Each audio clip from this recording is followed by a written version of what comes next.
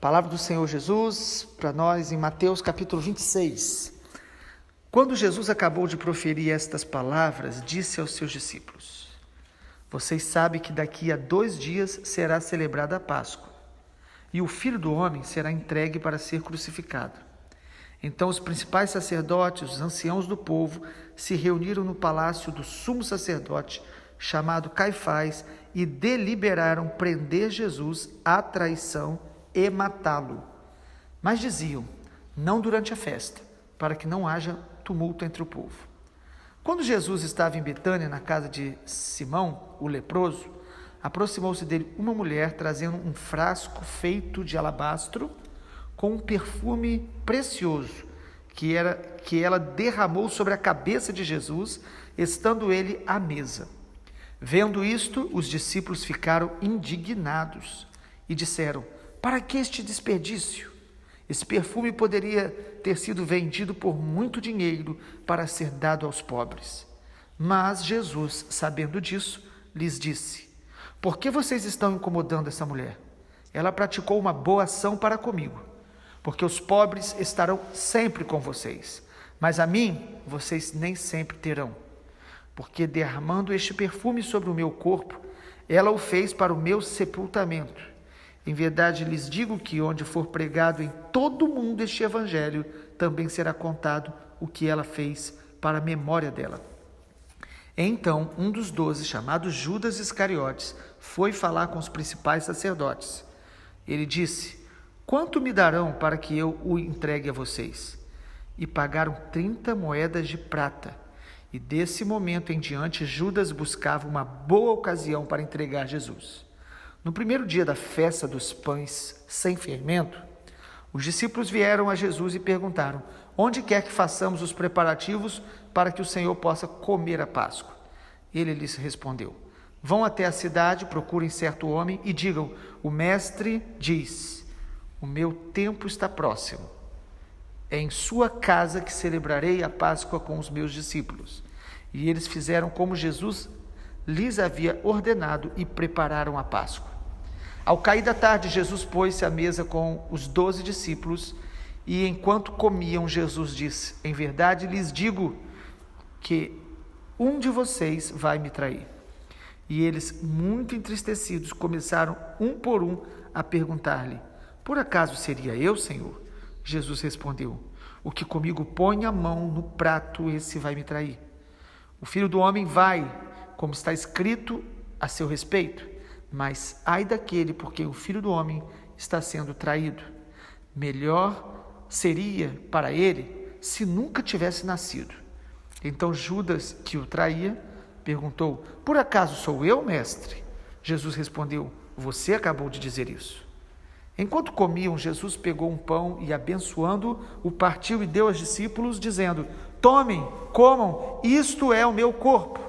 A seguir, Jesus pegou um cálice e, tendo dado graças, o deu aos seus discípulos, dizendo: bebam todos dele, porque isto é o meu sangue, o sangue da aliança derramado em favor de muitos, para a remissão de pecados.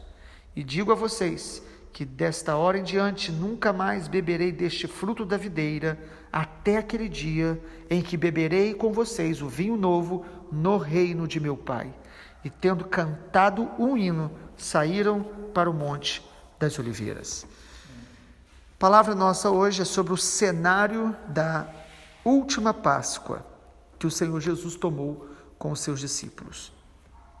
É importante a gente ter uma visão ampla do que a Páscoa representa, e aprove ao Senhor da gente ler esse texto justamente nesses dias de Páscoa, que, sobretudo, irmãos, a Páscoa aponta para o Cordeiro, para Jesus.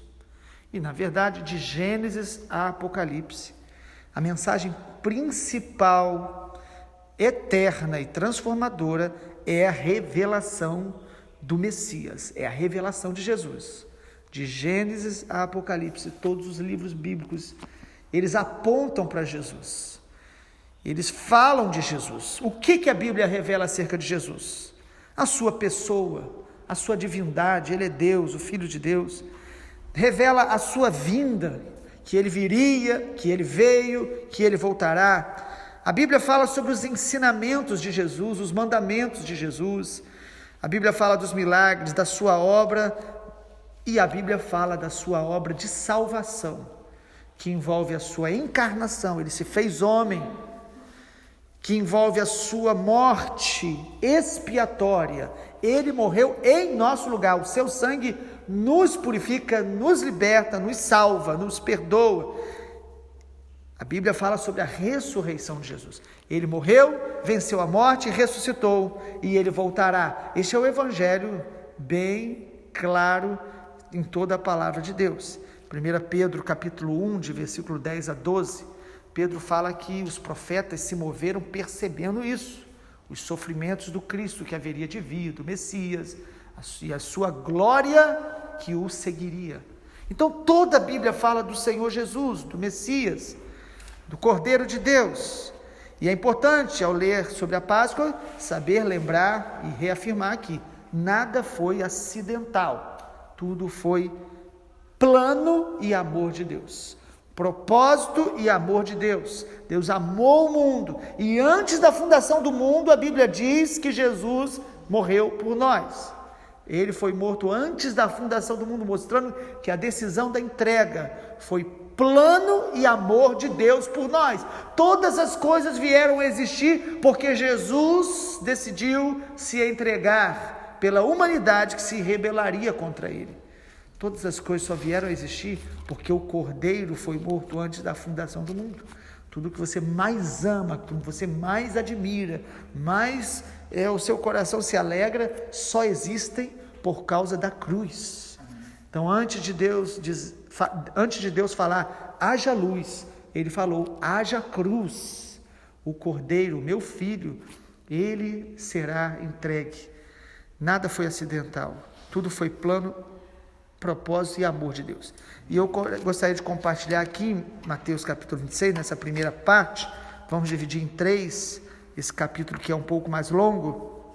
Gostaria de falar sobre o cenário da última Páscoa que Jesus tomou com os seus discípulos. O primeiro cenário é um cenário de rebelião e de traição.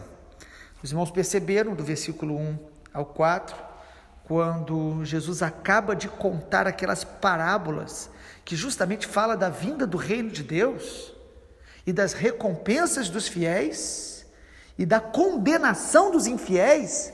Após o sermão profético, o Evangelho de Mateus diz que os principais sacerdotes e os anciãos do povo se reuniram para trair Jesus, para planejar a traição de Jesus. Irmãos, isso é muito significativo. Primeiro, não fala de qualquer sacerdote, daqueles que eram mais negativos. Fala que eram os principais. Fala dos anciãos, homens que tinham experiência. Fala aqui dos religiosos daquele momento. E ainda fala de um discípulo. Porque fala também que Judas se movia nesse mesmo espírito de rebelião, de traição, que estava sobre esses sacerdotes.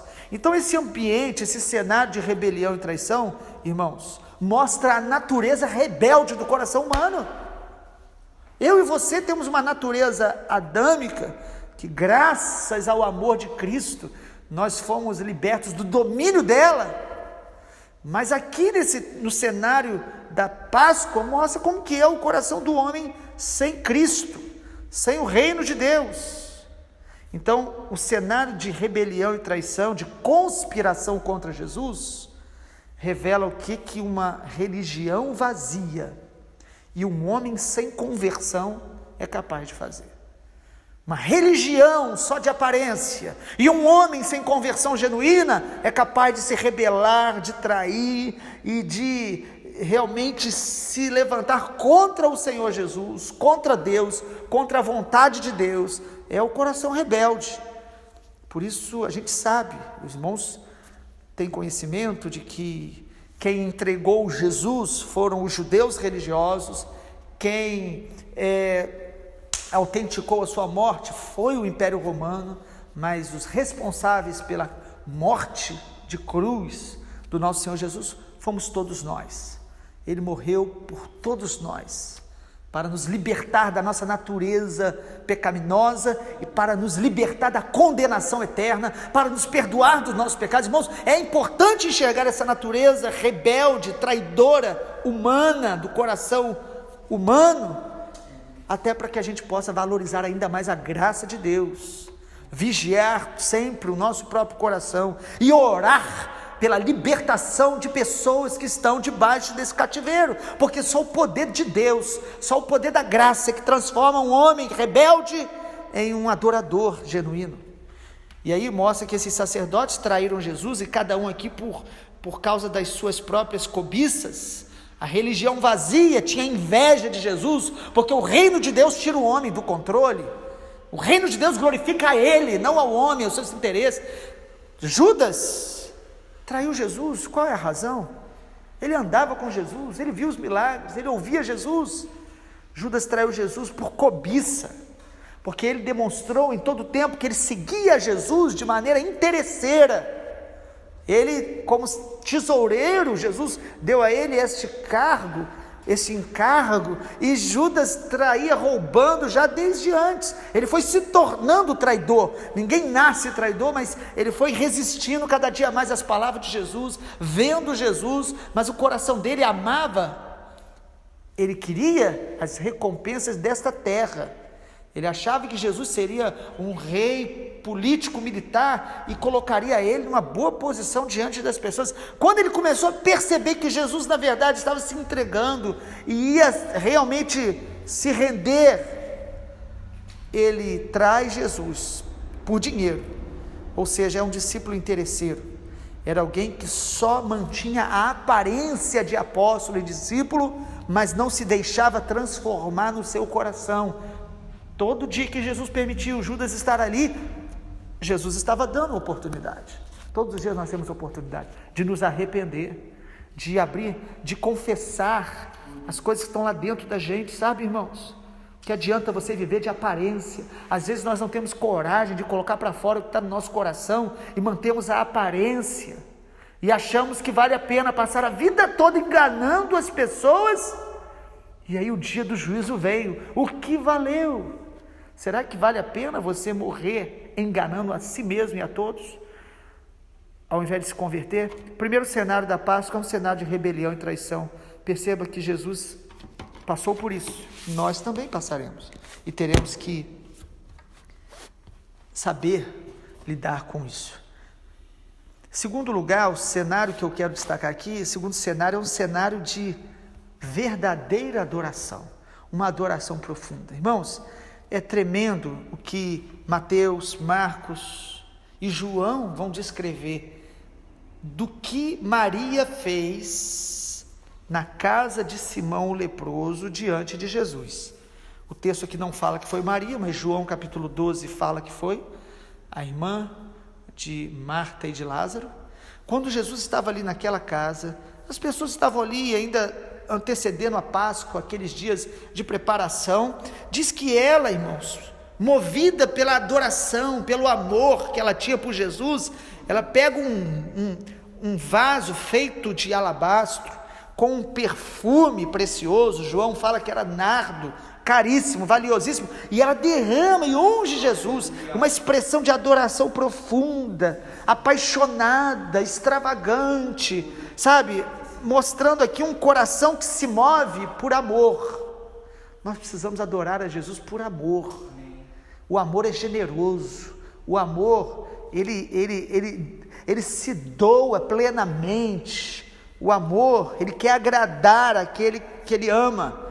Então Maria, ela foi movida aqui, não por um protocolo, não por apenas por uma religiosidade. Maria foi movida por amor, foi movida por fé. Ela nem compreendia o que ela estava fazendo.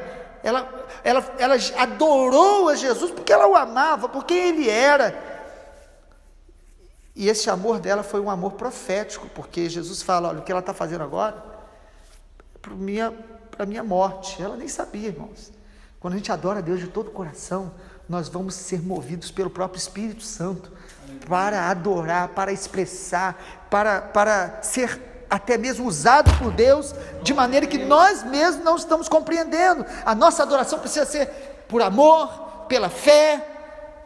E outra coisa, ela estava cercada de críticas. Você imagina, todos os discípulos aqui, os apóstolos, criticaram. Não foi só Judas, não. O texto diz aí, no versículo de número 8, quando os discípulos viram, ficaram indignados. E falaram, isso é um desperdício, podia ter dado esse perfume vendido por muito dinheiro e dado aos pobres. Às vezes, irmãos, nós ficamos muito incomodados quando a gente vê alguém adorando a Deus de maneira sincera, dedicada, e a gente começa a tentar colocar defeito nas pessoas. Crítica, porque a adoração extravagante e sincera de algumas pessoas expõe, às vezes, a nossa falta de amor, a nossa falta dessa percepção que ela teve. Às vezes Deus está usando pessoas, e aí aquilo nos incomoda. Isso é típico da nossa natureza carnal humana, que os apóstolos aqui revelaram. Então Maria foi cercada de críticas, de julgamento. Nós precisamos estar dispostos a adorar a Deus de todo o coração e ser criticado, e não ser entendido pelos homens. Mas ela recebeu o elogio de Jesus e uma palavra profética. Jesus não apenas a elogiou, como disse que onde o evangelho fosse pregado, o que ela fez seria lembrado, como a gente está fazendo agora, a palavra de Jesus se cumprindo 2000 anos depois. Em terceiro lugar, além do cenário de traição e o cenário de adoração, o cenário da Páscoa também foi um cenário de oportunidade para arrependimento. Irmão, se você percebeu o versículo 21, o texto diz que ao cair da tarde, o versículo 20, quando eles colocaram à mesa, os 12 discípulos ali, os 12 apóstolos, enquanto eles comiam, Jesus falou, um de vocês vai me trair. Por que Jesus falou isso? Sim, ele estava profetizando, ele sabia, mas o texto nos mostra aqui Jesus mais uma vez avisando. E eu creio, irmãos, que toda vez que o Senhor nos avisa sobre o nosso coração, sobre aquilo que de ruim está sendo gerado dentro de nós, Deus está nos dando oportunidade para nos arrependermos. Eu creio de todo o meu coração que se Judas se arrependesse, o Senhor o perdoaria, e ele não seria esse canal de traição, porque na verdade a morte de Jesus não foi acidental, a morte de Jesus não foi porque Judas era muito mau e aqueles homens eram muito maus, então não tinha como Jesus não ser morto. Não, irmãos, a morte de Jesus foi voluntária, ele se entregou. Não foram os homens que tiraram a sua vida. O próprio Senhor fala isso várias vezes, mas ele diz, ninguém tira a minha vida, eu a dou. Então Judas foi um canal que revela o coração humano, a carnalidade humana, a ingratidão humana, a dureza de um coração que é capaz de andar, de ver Jesus, de ouvir Jesus e mesmo assim resistir ao Espírito Santo. Irmãos, não está aqui na palavra a história de Judas apenas para que a gente se informe disso, para que apenas a gente o julgue e fique até irado contra Judas. Não, nós precisamos discernir quando a nossa carne está querendo nos levar a trair Jesus, com as nossas palavras, com as nossas ações ou com as nossas omissões, e nos arrepender todas as vezes que a gente percebe que Jesus está nos avisando. Lembra que Jesus avisou a Pedro? Mas Pedro se arrependeu. Então a diferença na nossa vida não é o que a gente fez ou faz agora, mas é o que a gente faz quando somos exortados por Jesus. Quando nós nos arrependemos, Ele nos perdoa, Ele nos liberta. Aquele que confessa e deixa alcançará misericórdia, mas aquele que permanece no pecado, a Bíblia diz que o juízo virá, as consequências virão. Irmãos, tanto nessa vida quanto na eternidade, nós precisamos todos os dias decidir se nós queremos recompensas de Deus ou consequências e condenação pelas nossas decisões. Cada decisão nossa vai trazer ou recompensa ou condenação. Mas aqui é um cenário, eu vejo ainda Jesus avisando, Jesus ainda dando a eles essa oportunidade também de se autoavaliarem, porque é impressionante que cada um falou: será que sou eu? Não é interessante isso? Versículo 22. E eles, muito entristecidos, começaram um por um a perguntar-lhe: por acaso seria eu, Senhor? Você já imaginou essa cena? Ninguém ali se achava acima nesse momento, e ninguém ali via de maneira evidente que era Judas. A aparência era tão similar que nenhum deles disse: a gente já sabia há muito tempo. Jesus demorou a perceber. Às vezes a gente acha que sabemos quem são os Judas, e às vezes o Judas pode ser nós mesmos. Então nós precisamos nos autoavaliar. Jesus aqui permite que eles escutem. Nós precisamos nos autoavaliar. Nós precisamos estar cada dia mais quebrantados diante do Senhor, olhando para Jesus, sendo transformados por Ele, conforme 1 Coríntios 3, ou melhor, 2 Coríntios 3, 18, quando a Bíblia diz que nós devemos contemplar a Jesus para ser transformado de glória em glória, segundo a sua imagem. O que nos transforma é olhar para Jesus, contemplá-lo com os olhos espirituais da fé, adorá-lo, amá-lo. Isso vai nos transformando. E o quanto eu contemplo de Jesus é o quanto eu revelo de Jesus através da minha vida. Judas demonstrou que ele andava com Jesus, mas ele não o contemplava, ele não o amava, ele não queria a verdade e a vontade de Deus. Ele queria apenas seguir a Jesus para alcançar os seus próprios interesses, seus próprios planos. Cuidado, eu e você podemos fazer muitas coisas com Jesus e para Jesus, mas buscando os nossos próprios interesses, os interesses deste mundo, que são passageiros. Jesus morreu na cruz para nos libertar de tudo isso. Mas em último lugar, irmãos, tentando concluir mais breve, o cenário da Páscoa é um cenário de comunhão e de renovação de aliança. Que coisa maravilhosa. Jesus está aqui próximo à sua morte. Ele está aqui no ambiente de traição, no ambiente de rebelião. Ele está aqui no ambiente que antecipava o momento da sua crucificação, mas ele chama os discípulos para uma comunhão preciosa e uma renovação e estabelecimento de aliança. É o que a partir do versículo de número 17 fala: no primeiro dia da festa dos pães sem fermento. Ou seja, na semana da Páscoa eles ficavam 7 dias sem ter fermento em casa. Fermento na Bíblia simboliza maldade, orgulho, impureza, o pecado. Lá em 1 Coríntios fala que nós devemos celebrar a nossa Páscoa em Cristo, sem o fermento da maldade. E aí Jesus aqui os chama e os discípulos perguntam para ele, né? Onde quer que façamos? Jesus fala: vai à cidade, procure um homem.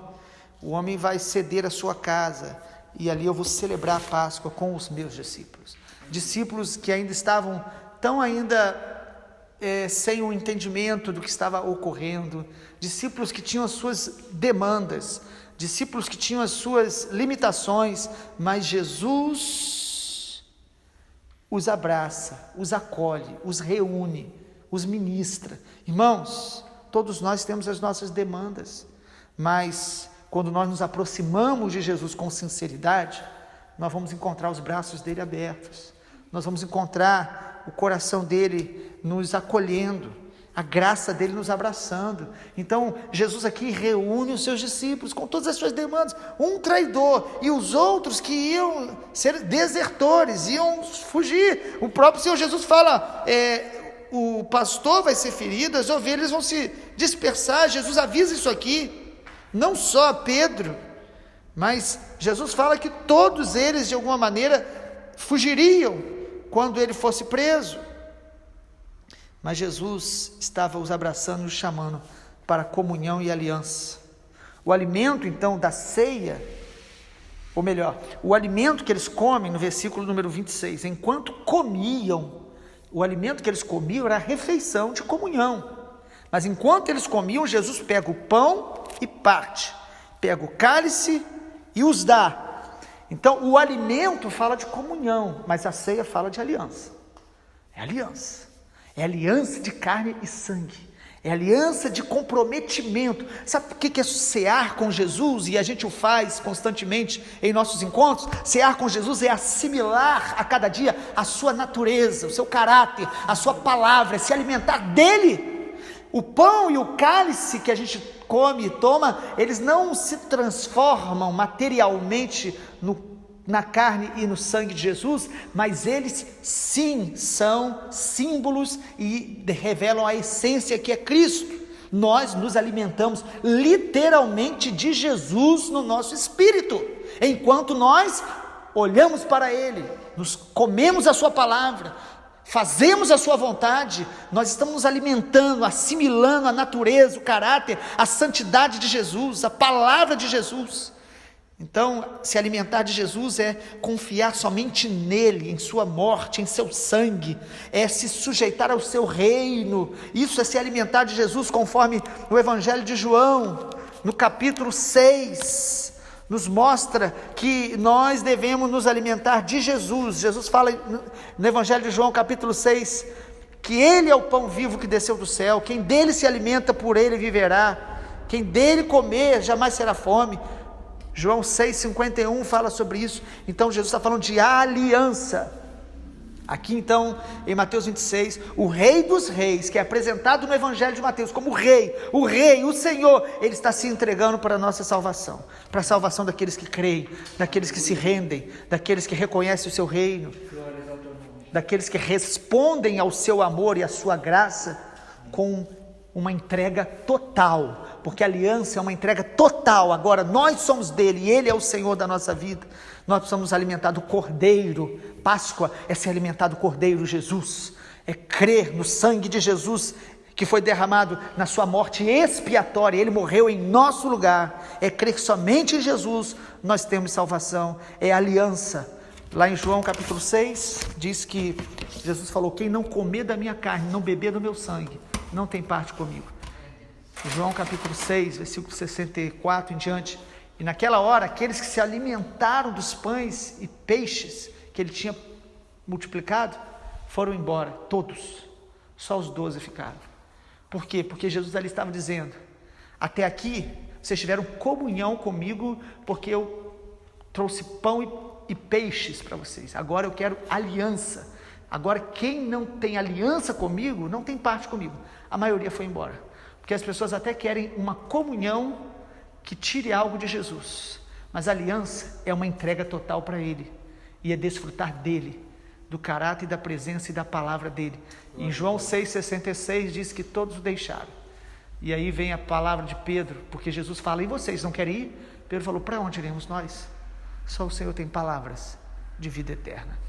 Porque Pedro, o que Pedro mostrou? Que discípulo quer aliança, seguidor quer apenas as bênçãos, os milagres, que é apenas o que de Jesus eles podem tirar.